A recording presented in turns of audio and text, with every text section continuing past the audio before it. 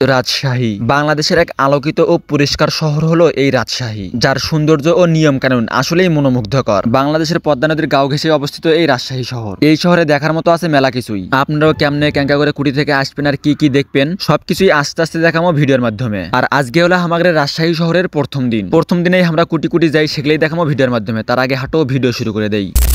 আসসালামু আলাইকুম, আমি এস সৈকত আপনাকে ওয়েলকাম জানাচ্ছি আমার আরো একটা নতুন ভিডিও। ঘটনা হচ্ছে এখন বর্তমানে আছি আমাদের বাংলাদেশের রাজশাহী বিভাগের রাজশাহী শহরে। তো এখন বর্তমানে আমি এই রাজশাহী শহর থেকে যাবো টি বাঁধ, তারপরে আই বাঁধ আর হচ্ছে মুক্ত মঞ্চ। তো হাঁটো ভিডিও শুরু করা যাক। শুরুতেই আমাদের বাংলাদেশের যে কোনো প্রান্ত হতে আসা লাগবে বিভাগীয় শহর রাজশাহী। আর বাংলাদেশের যে কোনো প্রান্ত হতে বাস কিংবা ট্রেনের মাধ্যমে আপনারা এই শহরে আসতে পারবেন। রাজশাহী শহরের আজকে আমাদের প্রথম দিন, আর আমাদের আস্তে আস্তে দুপুর গড়িয়ে বিকাল হয়ে গেছে। আর এই মুখে আজকের ভিডিও আমরা শুরু করি রাজশাহী রেল স্টেশনের কাছ থেকে। আর রাজশাহী শহরে আমার ভ্রমণ সঙ্গী হিসেবে আসছিল আমার এক ছোট ভাই তানভিন বিল্লাহ। যাই হোক, শুরুতেই রাজশাহী রেল স্টেশন থেকে এখন টাইটানিক অটো গাড়ি ভাড়া করে রকেটের গতিতে টুকটুক করে আগে যাচ্ছি রাজশাহী কলেজের উদ্দেশ্যে। কারণ মেলা আগে থেকে এই রাজশাহী কলেজের ছবি দেখার পর থেকেই এক নজর সামনাসামনি দেখার ইচ্ছা জাগে মেলা। এর জন্য আগেই যাচ্ছি আমরা সেই রাজশাহী কলেজ। আমাদের সেই টাইটানিক অটো গাড়ির পাইলট রকেটের গতিতে টুকটুক করে নিয়ে চলে আসলো রাজশাহী কলেজের মেন গেটের সামনে। পিলটিপেটের মধ্যে ঢোকার সাথে সাথেই মন ভরে গেল একবারে, কারণ এই লাল সাদা রঙের কলেজ কোনা দেখার ইচ্ছাই সেই মেলা আগে থেকে আমার। এর জন্যই শুরুতে রাজশাহী কলেজে আসে টই টই করে চতুর্মুড়ো জায়গাটা ঘুরে ঘুরে দেখি আমরা। তবে কয়াত ভালো 1973 সালে স্থাপিত হওয়া এই রাজশাহী কলেজ যে কারো মন কাড়ে নিতে বাধ্য। তাই আপনারাও ঘুরে আসলে অবশ্যই ঘুরে যাবেন এই রাজশাহী কলেজ থেকে। কলেজ দেখা শেষ হলে কলেজের পাশ দিয়ে হাঁটি হাঁটি পাই টুকটুক করে এখন বর্তমানে আগে যাচ্ছি রাজশাহীর আরেক পর্যটক কেন্দ্র পদ্মার পাড় কিংবা মুক্ত মঞ্চে। পদ্মার পাড় জায়গা কোনো রাজশাহী কলেজের একেবারে কাছে হওয়ার কারণে আমরা হাঁটে হাঁটেই যাচ্ছি এই জায়গা।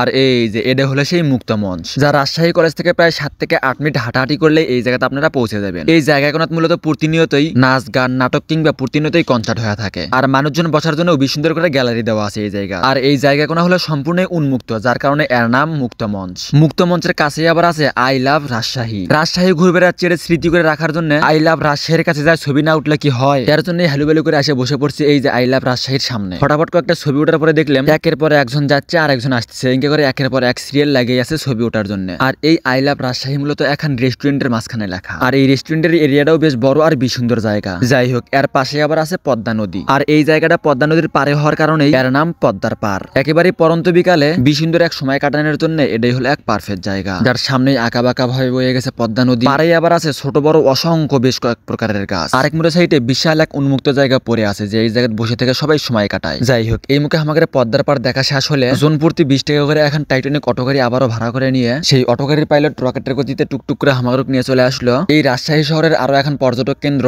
টি বাঁধ। কয়াত ভালো এই টি বাঁধও কিন্তু পদ্মা নদীর পাড়েই অবস্থিত। মজার বিষয় হচ্ছে এই বাঁধটা দেখতে ইংলিশের অক্ষর টির মতো দেখার কারণে এই জায়গার নামকরণ করা হয় টি বাঁধ। অন্যান্য জায়গার থেকে সব থেকে বেশি লোকজনের সমাগম কিংবা লোকজনের ভিড় থাকে এই টি বাঁধে বেশি। যাই হোক, টি বাঁধের মিচ্ছানের সামনে যা দেখতে পাই বসি দিয়ে অনেক জনই আবার মাছ মারতিছে। আর ভাইরে ভাই, বড়শি দিয়ে মাছ মারা আসলে এখন ধৈর্যের কাম। যাই হোক, এই টি বাঁধে বসে বসে বেশ কিছু সময় পার করার পর আবারও জনপ্রতি 20 টাকা দিয়ে এখন টাইটানিক অটো গাড়ি ভাড়া করে চলে আসি আরো এখন পর্যটক কেন্দ্র আই বাঁধে। আই বাঁধে ঢুকে চোখখান 5 ডিগ্রি সামান দিগিল করার পরই দেখতে পেলাম এই জায়গাতে আবার উগান্ডা থেকে কয়েকটা প্লেয়ার এসে এই যে হুলুলু ডান্স করতেছে।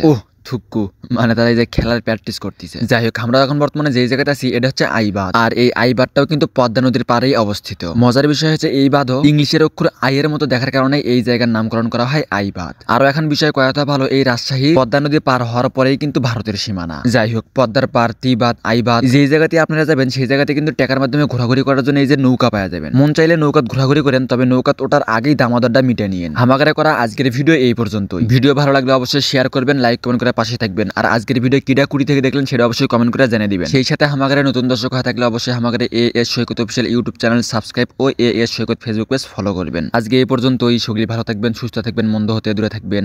আল্লাহ হাফেজ।